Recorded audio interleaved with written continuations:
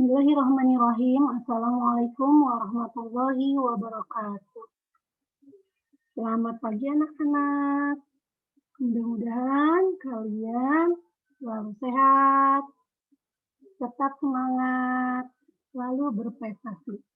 Bertemu lagi dengan Ibu Yah Yuhana di pelajaran kita, pelajaran IPS semester genap. Materi hari ini kita akan belajar tentang agrikultur. Sebelum kita mulai, marilah kita berdoa terlebih dahulu. Berdoa mulai.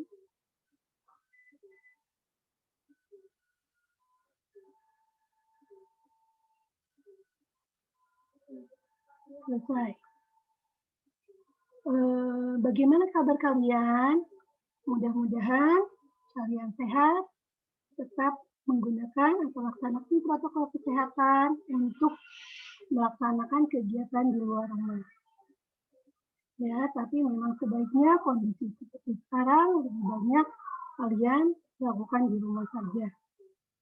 Baiklah, materi kali ini kita akan bahas tentang agrikultur, melanjutkan yang kemarin.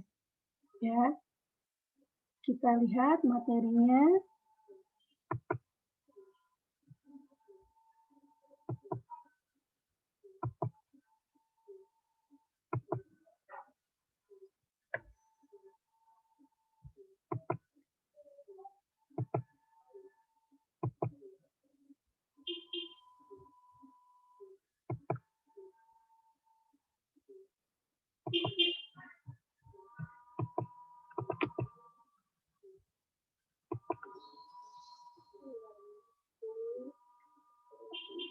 Ini logo SMP5, kemudian ya kita tujuan pembelajaran.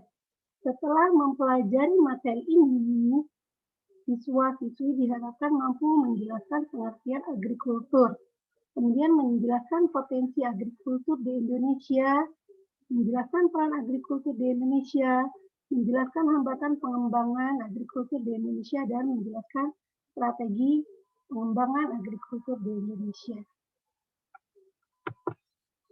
Nah, lihat, perhatikan gambar di bawah ini. Ini adalah gambar hasil agrikultur dan non-agrikultur. Kalian silahkan identifikasi, pilih, ini ada kolomnya yang kecil-kecil di sini.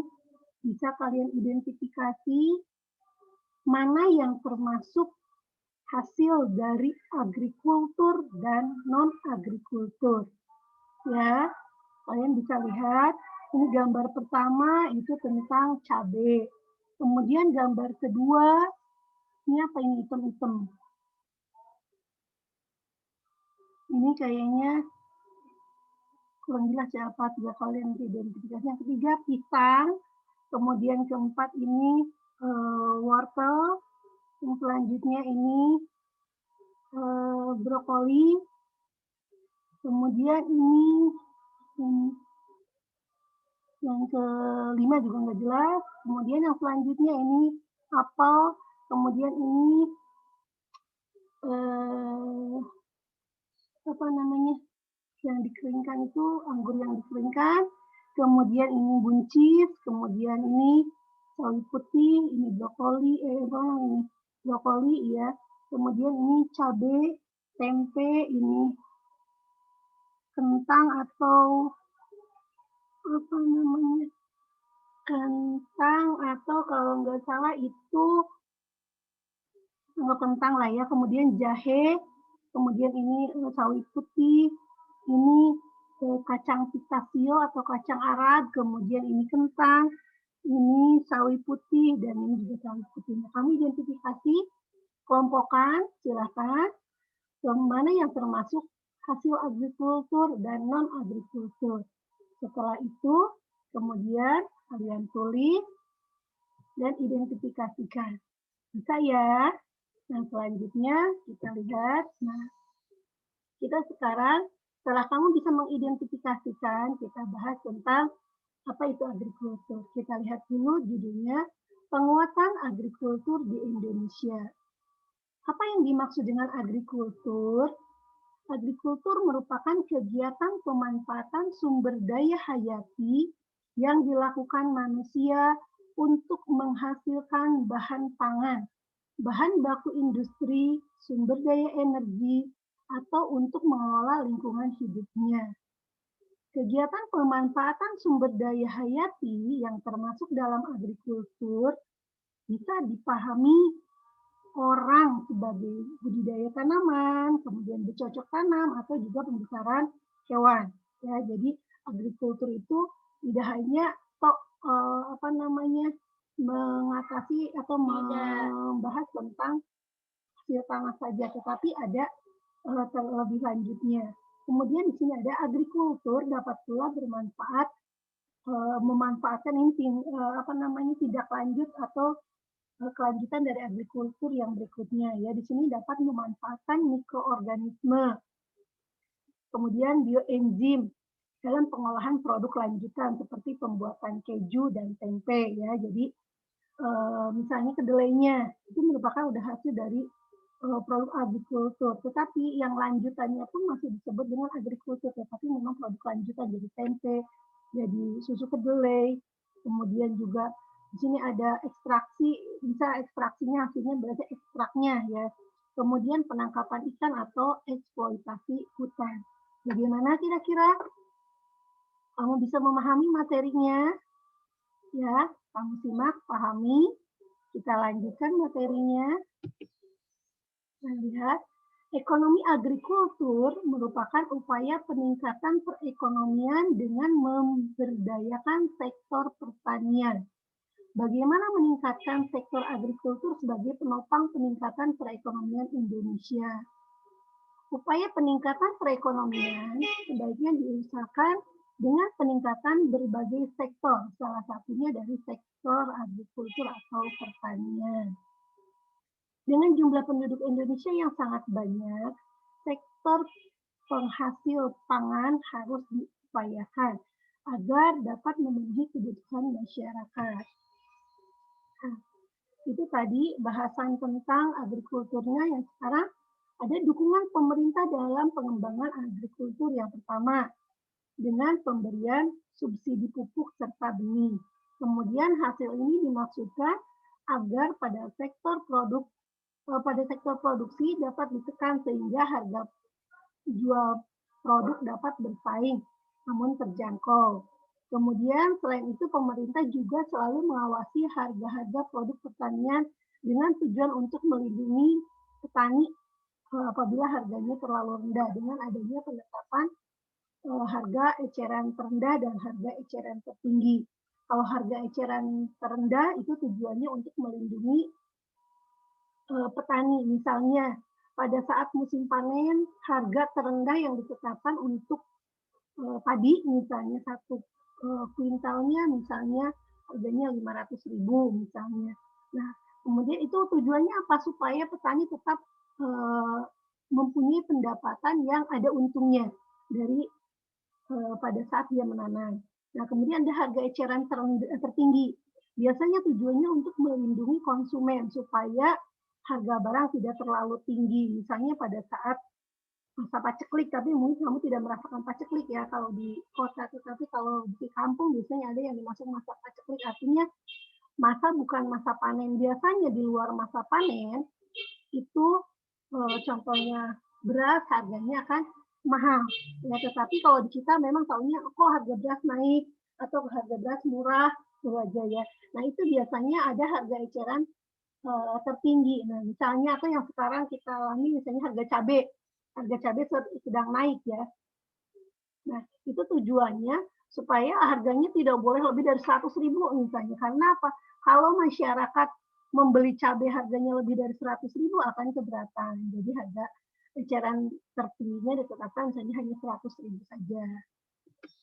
Kemudian ada potensi agrikultur di Indonesia. Nah, dilihat dari kondisi ekonomi, dilihat dari kondisi bahwa Indonesia adalah memang termasuk negara tropis, maka ada memiliki potensi pertanian sangat baik. Itu lihat salah satu produk pertanian Indonesia yang menjadi yang berpotensi menjadi andalan adalah produk pertanian. Ya, di sini produk pertanian yang bagaimana? Produk pertanian segar dalam bentuk buah-buahan dan sayur-sayuran. Produk lain yang turut menjadi andalan adalah rempah-rempah dan bahan bakar nabati atau BBM. Ya, jadi memang produk unggulan Indonesia untuk ekspor itu masih produk pertanian. Ya, selain memang BBM, tetapi BBM juga kita sekarang udah tidak banyak ekspor karena memang kebutuhan dalam negeri sudah berkurang. Kemudian di sektor pertanian Indonesia memiliki beragam jenis tanaman seperti tanaman yang unggul seperti padi, kedelai, kacang tanah, ubi kayu dan berbagai varietas yang lain. Walaupun sekarang memang pernah baru-baru ini kita mengalami agak menghilangnya tempe dan tahu. Nah itu karena memang produk kedelai Indonesia jumlahnya di bawah kebutuhan yang kita butuhkan. Sementara untuk impor harganya tinggi sehingga pemerintah mengadakan penekanan untuk melakukan impor. Jadi dampaknya kepada kita walaupun memang kita rasakan bahwa harga tempe dan tahu sebenarnya tidak terlalu mahal. Tetapi ketika nggak ada ternyata dicari orang kok kemana tempe, kemana tahu itu dampaknya. Selanjutnya pertanian merupakan sektor yang memiliki peranan signifikan bagi perekonomian Indonesia. Sektor pertanian ini menurut BPS yang lama, sebetulnya nanti Ibu yang terakhir ada penjelasan yang barunya. Sektor pertanian menyerap 35,9% dari total angkatan kerja di Indonesia. Kemudian menyumbang 14,7% bagi pendapatan nasional Indonesia, ini berdasarkan BPS tahun 2012. Nanti ada yang belakangan. Fakta tersebut menguatkan pertanian sebagai mega sektor yang sangat vital bagi perekonomian Indonesia. Sektor pertanian di Indonesia merupakan kontributor besar dalam pendapatan nasional, penyerapan tenaga kerja, penyediaan pangan, dan penyediaan bahan baku industri. Sektor pertanian juga berperan dalam memeratakan pembangunan melalui upaya pengentasan kemiskinan dan perbaikan pendapatan masyarakat. Selain itu, sektor pertanian juga telah menjadi salah satu bentuk budaya bangsa dan pengembangan ekosistem. Ya, nah ini yang kenyataannya sekarang. Di tengah wabah COVID-19 ini, pertumbuhan sektor pertanian hingga saat ini masih positif dan bisa menjadi penggerak ekonomi nasional. Di sini pernyataan dari Kuntoro menyusul data BPS yang menyebutkan bahwa nilai ekspor pertanian stabil pada periode Agustus 2020. Ini sumbernya gue ambil dari Times Indonesia. Kemudian peran agrikultur di Indonesia. Peran agrikultur di Indonesia di sini, sektor ini merupakan sektor penting untuk menyumbang hampir setengah dari perekonomian Indonesia. Selain itu, agrikultur juga berperan sebagai penghasil devisa negara melalui ekspor. Pembangunan agrikultur di Indonesia dianggap penting dari keseluruhan pembangunan nasional. Nah, kemudian pembangunan agrikultur atau pertanian di Indonesia merupakan peran penting di sini. Buktinya, pertama, bahwa potensi sumber daya alam yang besar dalam berbagai ragam. Kemudian pangsa itu peluangnya ya, peluang terhadap pendapatan nasional yang cukup besar. Kemudian besarnya pangsa terhadap ekspor nasional. Besarnya penduduk Indonesia yang menggantungkan hidupnya pada sektor ini. Perannya dalam penyediaan pangan masyarakat dan menjadi bahan pertumbuhan di pedesaan. Potensi pertanian di Indonesia besar, namun pada kenyataannya sampai saat ini sebagian besar petani kita masih tergolong miskin. Ini ironisnya bahwa hasil produk pertanian kita sebetulnya bisa diandalkan untuk ekspor. Tetapi kenyataannya si pelakunya kok masih hidup di bawah garis kemiskinan. Ini yang ironis untuk kita. Nah, upayanya kita sebagai generasi muda harus bisa menciptakan bagaimana pelaku sektor pertanian itu bisa sejajar dengan sektor industri dan sektor perdagangan, kemudian jasa, dan lain sebagainya. Karena sekarang pelaku kegiatan pertanian itu mayoritas penduduk usia tua. Artinya bukan usia muda. Usia mudanya sudah tidak mau untuk di sektor pertanian. Mereka lebih ke sektor industri jasa. Tetapi padahal setiap orang pasti butuh. Contohnya butuh makan. Ya kan? Jadi, nah itu kamu sebagai generasi muda harus bisa menciptakan atau minimal bercita-cita bagaimana bisa meningkatkan produk pertanian dengan mengikuti teknologi yang ada. Jadi kamu bisa menciptakan alih teknologi. Artinya sekarang masyarakat mayoritas untuk bidang pertanian itu masih tradisional, walaupun memang sudah mulai ya artinya pengelolaan menanam padi misalnya sebelumnya pakai traktor untuk mengolahnya kemudian selanjutnya, tetapi hal itu masih sangat sedikit. Nah, kamu silahkan berpikir artinya bercita-cita udah saya mau jadi insinyur pertanian, saya mau membuat atau istilah ada rekayasa genetika atau mau membuat mesin untuk menghasilkan atau untuk melakukan pengelolaan tanah supaya bisa hasilnya baik maksimal, gitu ya. Kemudian, nah di sini hambatan pengembangan agrikultur di Indonesia. Ini ada beberapa hambatan. Yang pertama, kalau usaha pertanian pada umumnya relatif kecil ya, biasanya dikelola oleh individu-individu. Kemudian modalnya terbatas, ya modalnya sesuai dengan kemampuan individu. Kemudian penggunaan teknologi masih sangat sederhana yang tadi dikatakan. Kemudian sangat dipengaruhi musim. Nah, ketika musim hujan, ya petani bisa menggarap sawahnya. Tetapi ketika musim kemarau, biasanya mereka lebih banyak di rumah atau beralih aktivitas. Ya, pada umumnya berusaha dengan tenaga keluarga. Karena akses terhadap kredit, teknologi, dan pasar masih rendah. Pasar hasil pertanian sebagian besar dikuasai pedagang-pedagang besar, sehingga akan merugikan petani. Kedelapan, alih fungsi lahan pertanian menjadi lahan non-pertanian. Nah, sekarang yang kita rasakan memang begitu. Jadi sekarang, apalagi untuk di Bekasi, kayaknya wilayah pertanian yang ada tidak sampai sepertiganya dari luas wilayah, karena mayoritas sudah beralih fungsi, entah itu jadi lahan pemukiman, lahan industri, atau memang untuk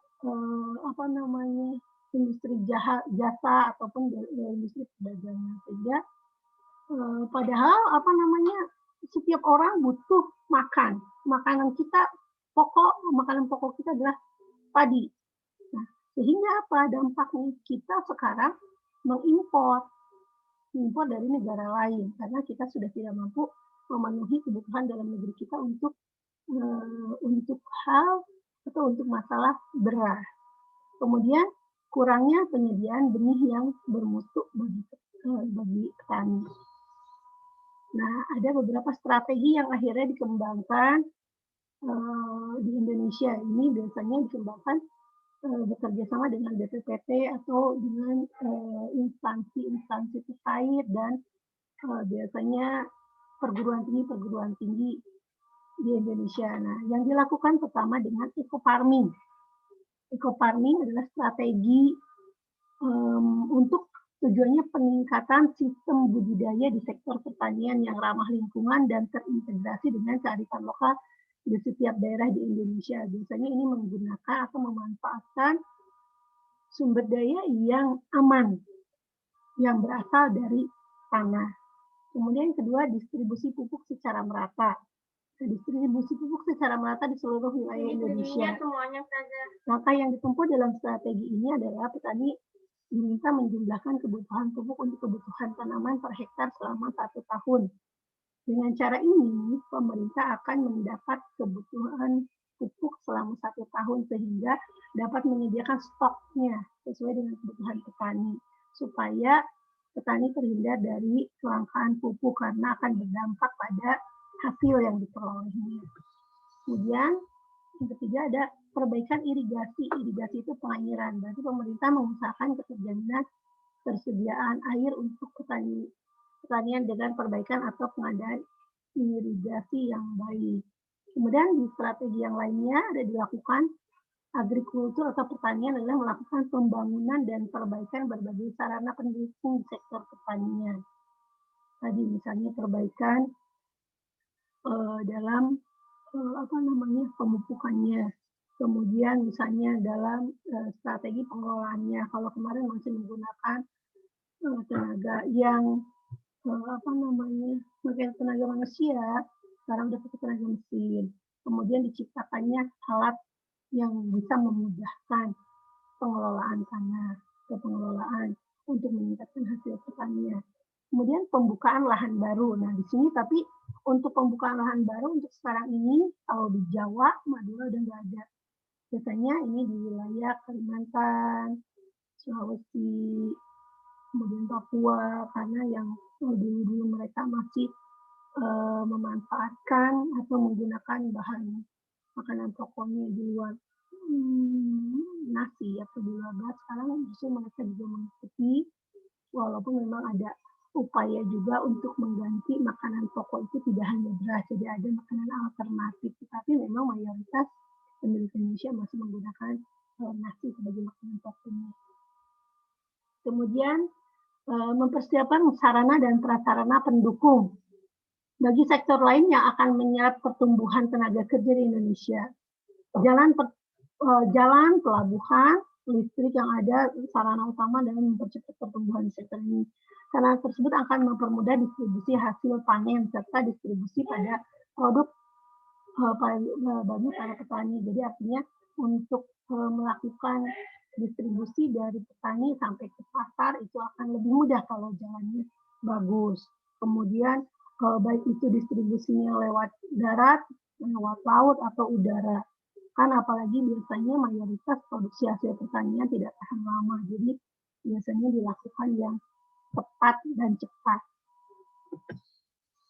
Nah, itu materi yang kita bahas hari ini. Ada pertanyaan? Kalau ada pertanyaan, nanti kamu boleh ajukan di WA Group atau bisa di komen di Google Classroom yang ada ya.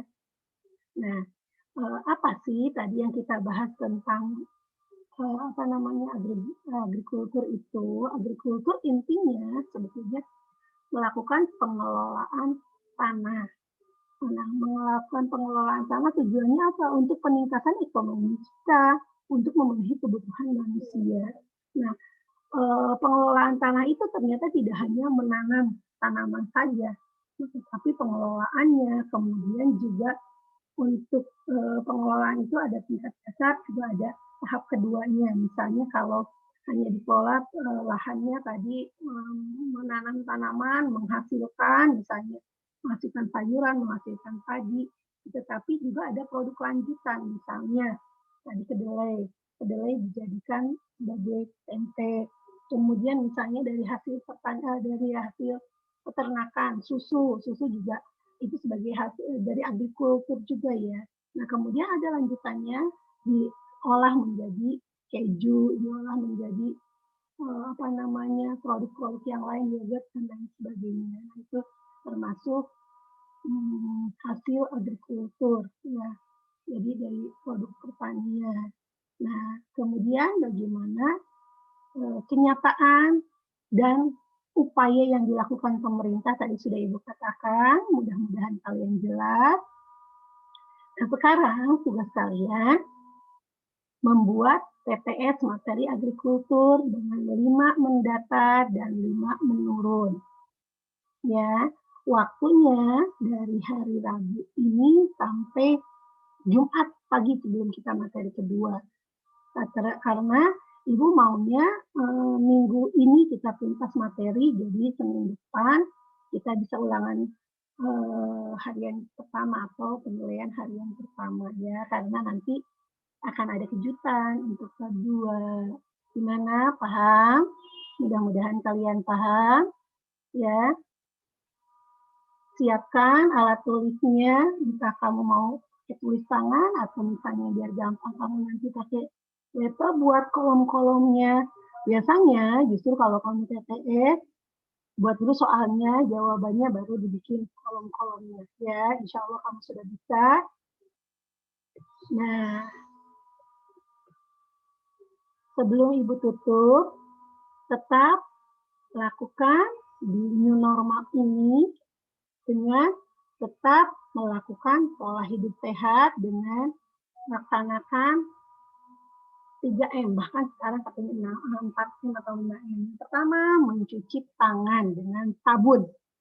Di sini antara sampai dengan selama 20 detik. Kemudian menggunakan masker.